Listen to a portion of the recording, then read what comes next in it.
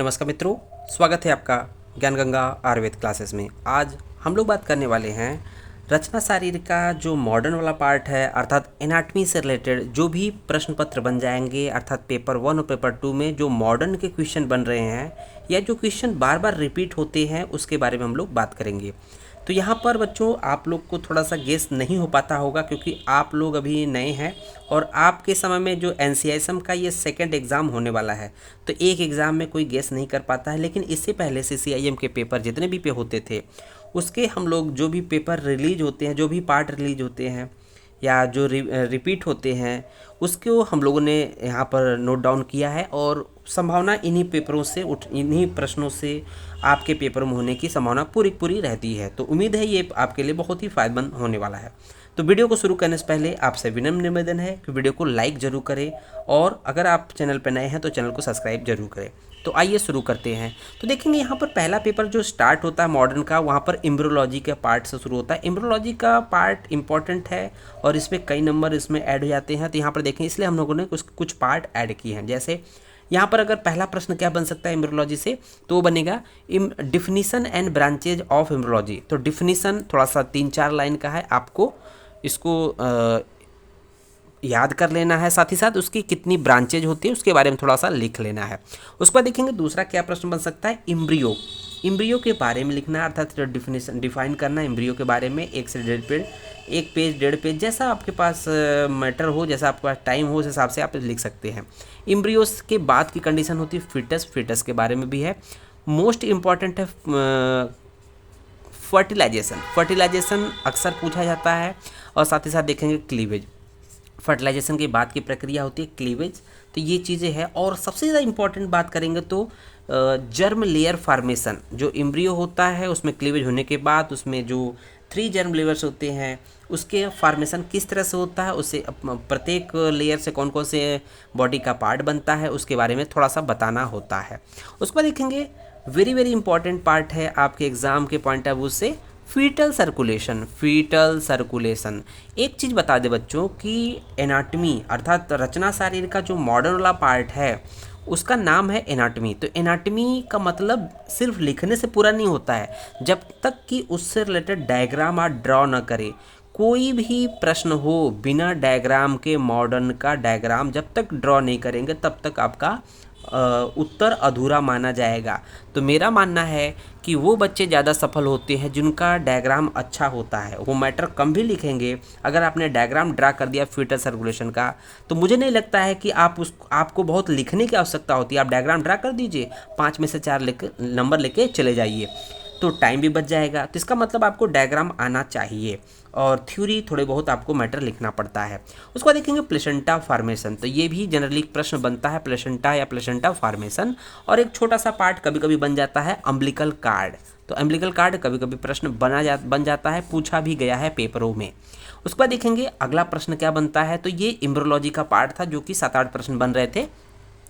अब हम लोग देखेंगे ऑस्टियोलॉजी से अर्थात बोन से। तो यहाँ पर देखेंगे आपके पेपरों में पिछली बार जो पहली बार NCISM का पेपर हुआ उसमें जो लॉन्ग में प्रश्न पूछा गया, अंश फलक अस्थि का सचित्र वर्णन करें। मतलब सचित्र का मतलब विथ डायग्राम। तो सचित्र का मतलब क्या होता है, विथ डायग्राम। तो यहाँ पर डायग्राम कहे न कहे, सचित्र वर्णन करे कहे न कहे, लेकिन आपको बोन एक्सप्लेन करना है। तो कहीं ना कहीं उसका जो नॉर्मल डायग्राम होता है, एक तो anterior aspect posterior aspect bone का होता है, फिर मसल अटैचमेंट एंटीरियर पोस्टीरियर दोनों का, टोटल 3 से 4 डायग्राम बनते हैं। तो आप कितना डायग्राम बना लेते हैं आपके ऊपर डिपेंड करता है, आपके पास कितना समय है। तो वेरी इंपॉर्टेंट है, आ भी चुका है, स्कैपुला देखेंगे आ चुका है। उसको देखेंगे ह्यूमरस बोन का सचित्र वर्णन कीजिए। तो जब मेरा जो गेस पेपर है, मेरा जो अनुमान है कि अगर आपके पिछले पेपर में स्कैपुला आ चुका है तो मुझे पूरा उम्मीद है कि ह्यूमरस इस बार पूछा जाएगा। ये मेरा सिर्फ गेस पेपर है, इसको 100% मान के नहीं चलेंगे। हो सकता है कि रेडिस अल्ना भी पूछ सके और हो सकता है क्लेविकल भी पूछ दे, लेकिन मोस्ट प्रोबेबिलिटी हम लोग की ह्यूमरस है, जिसको बाहु अस्थि बोलते हैं। बाहु की अस्थि, ठीक है ना, बाहु अस्थि बोलते हैं। तो उसको देखेंगे ये ह्यूमरस का सचित्र वर्णन करने को बोला गया है। उसको देखेंगे अगला प्रश्न क्या बन सकता है, तो बहुत छोटा सा बोन होता है। सबसे पहली जो बोन हम लोग बुक पढ़ते हैं क्लेविकल, क्लेविकल को हम लोग जत्रुक अस्थि भी बोलते हैं। जत्रुक अस्थि का सचित्र वर्णन कीजिए। तो यहाँ पर देखेंगे यहाँ कुछ हम लोगों ने मुश्किल से स्कैपुला का मतलब प्रश्न बना है, और इस बार ह्यूमरस का चांसेस ज़्यादा है, थोड़ा सा कम चांसेस क्लेविकल का है। तो क्लेविकल छोटा है बट इम्पॉर्टेंट है बच्चों, ध्यान दीजिएगा। ऐसा नहीं है बोन आपको सब पढ़ के जाना है, लेकिन गेस तो गेस होता है, अपने हिसाब से देखना है। उसको देखेंगे पर्टिकुलर आते हैं हम लोग पर्टिकुलर बोन में भी। तो बोन में पूछा गया था कि किसी एक इससे पहले जो पूछा गया था ऑसिफिकेशन के बारे में, किसी एक बोन का ऑसिफिकेशन, किसी एक अस्थि का अस्थि भवन, अस्थि भवन ऑसिफिकेशन मतलब अस्थि भवन लिखे। तो यहाँ पर हम लोग पर्टिकुलर किसका, अगर मान लीजिए किसी का लिखना हो तो आपको कोई एक तो याद रखना चाहिए।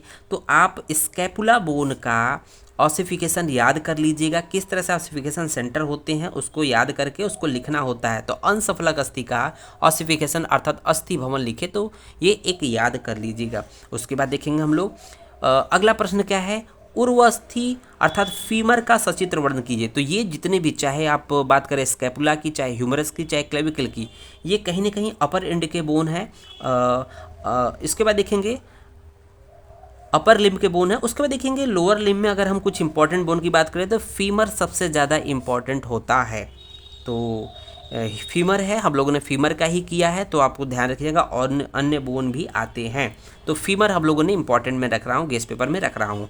अगला प्रश्न देख रहे होंगे जानुसंधि का सचित्र वर्णन कीजिए।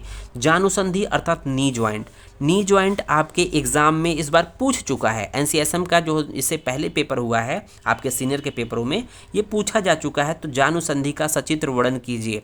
हाँ, अगर इसको रिपीट करना चाहे तो यहाँ पर इस नी ज्वाइंट का ब्लड सर्कुलेशन याद कर लीजिएगा बच्चों। Anastomosis around elbow joint, anastomosis around knee joint नहीं, सॉरी, ये तो जानुसंधि हो गया, नी ज्वाइंट हो गया।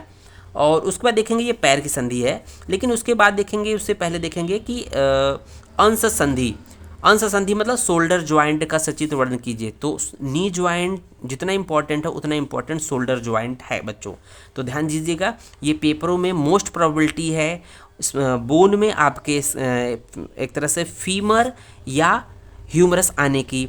अगर ज्वाइंट की बात करें तो नी ज्वाइंट पूछ दिया है, और यहाँ पर शोल्डर ज्वाइंट पूछने की सबसे मोस्ट प्रबल दावेदारी है। उसके साथ साथ देखेंगे आपके पेपरों में क्या पूछा है, temporo mandibular joint, TMJ, temporo mandibular joint अक्सर प्रश्न पूछा जाता है। अगला प्रश्न देखेंगे तो आपके पेपरों में मसल अटैचमेंट के बारे में बात करता है, मांसपेशियों के बारे में बात करता है। तो यहाँ पर कुछ हम लोग इम्पॉर्टेंट मांसपेशी अर्थात मसल की बात करेंगे।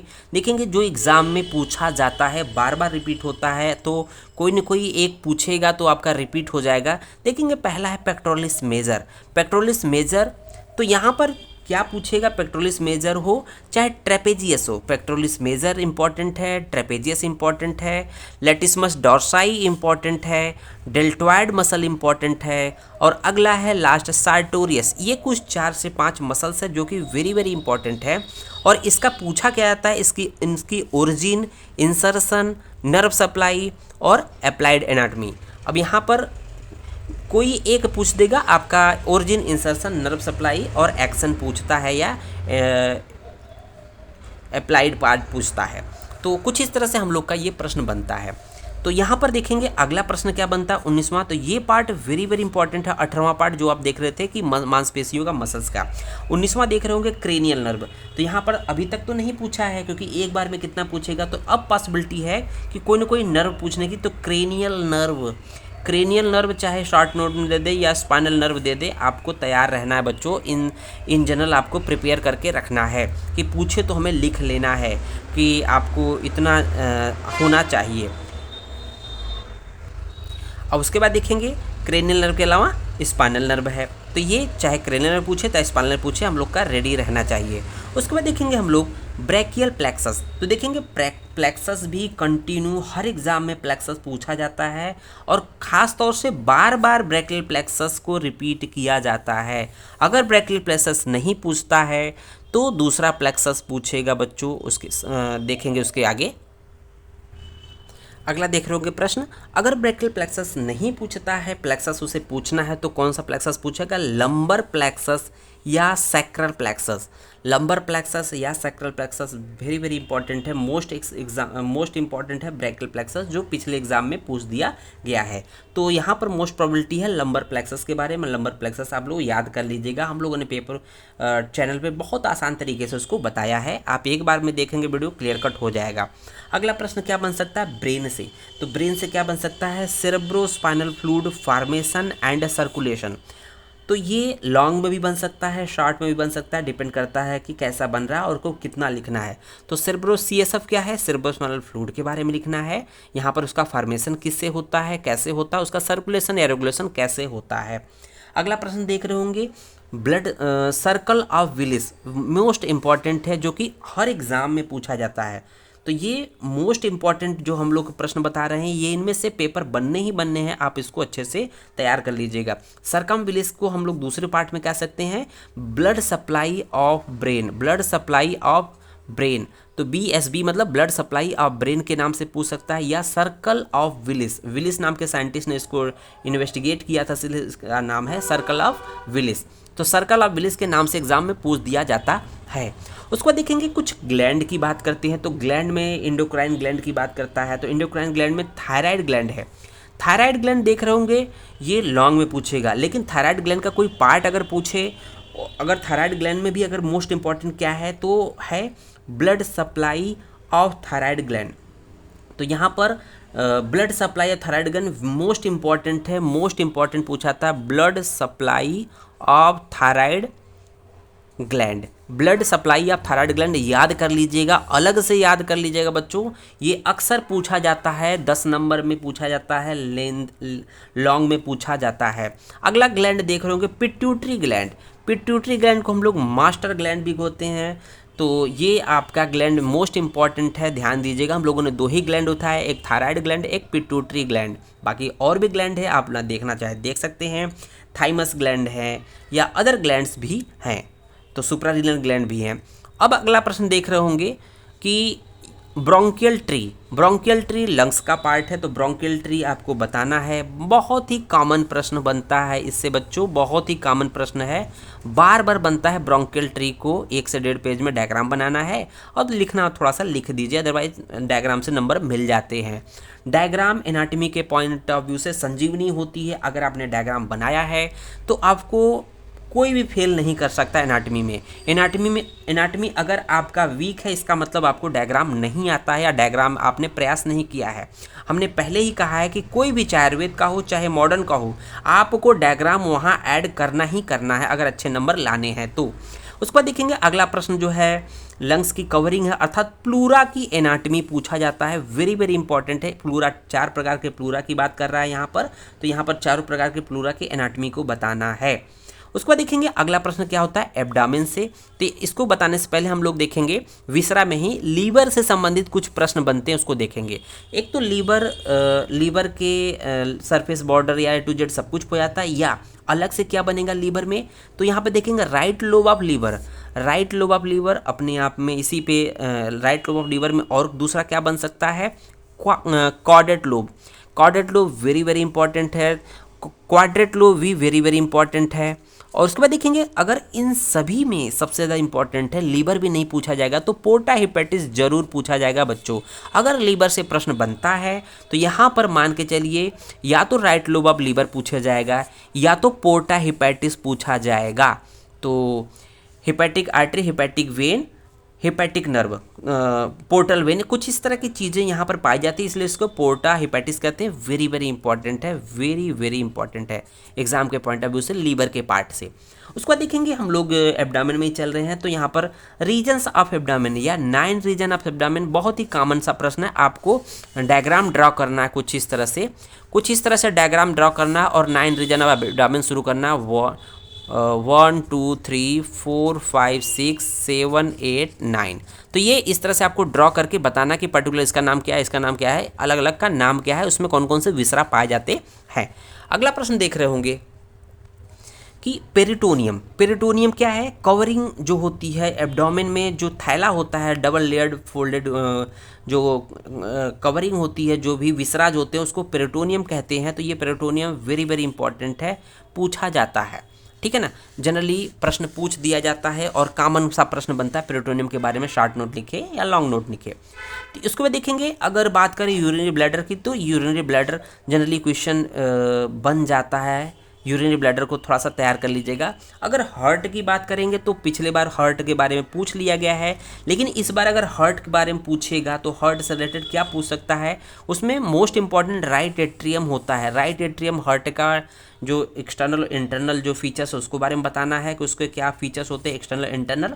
उसके साथ साथ देखना है कि blood supply of heart, blood supply of heart का मतलब कौन सी आर्टरी, तो यहाँ पर carotid artery, coronary artery, sorry coronary artery, coronary artery के बारे में बताना है कि इसकी कितनी ब्रांचेज होती है। कोरोनरी आर्टरी के बारे में यहाँ बताना है ब्लड सप्लाई ऑफ हार्ट में। अगला प्रश्न देख रहे होंगे हम लोग कि पेरिकार्डियम, पेरिकार्डियम क्या है, covering of heart, covering of heart को हम लोग पेरिकार्डियम कहते हैं। तो वेरी वेरी इंपॉर्टेंट है, देख रहे हैं, चाहे पेरिटोनियम हो वो अपने आप में वेरी इंपॉर्टेंट है, पेरिकार्डियम है वो अपने आप में इंपॉर्टेंट है। अगला प्रश्न जो कॉमन प्रश्न बन जाता है वो है टेस्टिस। टेस्टिस देखेंगे तो यहाँ पर जो ये पार्ट है टेस्टिस, जो कि वेरी वेरी इंपॉर्टेंट है, अक्सर रिपीट होता है पेपरों में। और एक छोटा सा कमेंट होता है स्किन, स्किन के बारे में जनरली आप देखते होंगे त्वचा शरीर, उसी तरह से मॉडर्न में एक पेज का डायग्राम होता है, उसके बारे में स्किन के टोटल जो 2 लेयर होते हैं, एपिडर्मिस इंडोडर्मिस, एपिडर्मिस 2 लेयर होते हैं, इंडोडर्मिस में एक तरह से 5 लेयर होते हैं, तो इसके बारे में बताना होता है। तो उसके बाद देखेंगे हम लोग कि अब आप सेंसरी आर्गन के बारे में आते हैं। Sensory organ middle ear, middle ear, तो ईयर पूरा लॉन्ग बहुत बड़ा हो जाता है, लेकिन उसका मिडिल ईयर या कंटेंट ऑफ मिडिल ईयर, तो मिडिल ईयर एक माचिस के बॉक्स क्यूब लाइक स्ट्रक्चर्स होता है। मिडिल ईयर क्या होता है, cube, cube like structure, cube like structures होता है या माचिस के बॉक्स के समान स्ट्रक्चर्स होता है, जिसमें कंटेंट कुछ होते हैं, उसको कहीं ना कहीं ईयर ऑसिकल्स होता है, वहाँ पर जो भी आपको साउंड प्रोड्यूस होता है तो साउंड को एक शेप दिया जाता है। तो ये एक तरह से यहाँ पर ये चीज़ें होती है, साथ ही साथ यहाँ नर्व भी होती है, नर्व आपके इंटरनल ईयर में आ जाती है। अगला प्रश्न देख रहे होंगे, जो अगर आई से प्रश्न पूछता है तो लेयर्स ऑफ आई बाल, लेयर्स ऑफ आई बाल अक्सर पहले एग्जाम में पूछा जाता था, क्योंकि आपका एक ही एग्जाम हुआ है इसलिए अभी गेस नहीं हो पाएगा, लेकिन वेरी वेरी इंपॉर्टेंट है आपका लेयर्स ऑफ आई बाल। आई बाल के कितने लेयर्स होते हैं उनके बारे में इंसर्ट लिखना है। एक पॉइंट बन सकता है जो कि ओमेंटम, ओमेंटम में देखेंगे ग्रेटर ओमेंटम और लेसर ओमेंटम, लेसर ओमेंटम किसका पार्ट है, ये पेरिटोनियम का पार्ट है। ग्रेटर ओमेंटम और लेसर ओमेंटम ये पेरिटोनियम का पार्ट है, ये अक्सर पूछा जाता है ओमेंटम के बारे में।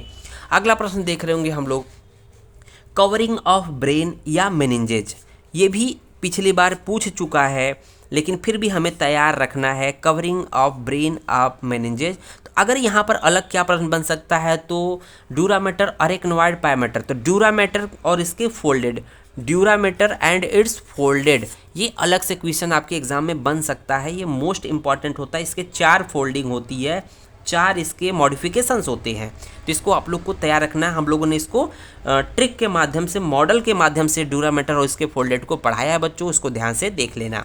उसके बाद देखेंगे अगर एक पॉइंट बनता है नोज का, जो सेंसरी आर्गन में जो नोज है, नोज में एक पॉइंट आता है ब्लड सप्लाई ऑफ नोज, उसी को बोलते हैं Littles area of nose. Littles area of nose पूछे चाहे ब्लड सप्लाई ऑफ नोज पूछे, ये एक ही बात है। इसका तीसरा भी नाम है, आप बुक में देखेंगे तो तीसरा नाम मिल जाएगा, या हमारे इसको देखेंगे तो इजीली मिल जाएगा, तो इसको तैयार कर लीजिएगा बच्चों। मुझे पूरा गारंटी है कि अगर आपने थोड़ा थोड़ा करके इन सब टॉपिक्स को कवर कर लिया है तो आपका कोई भी प्रश्न इधर उधर नहीं जाएगा। धन्यवाद।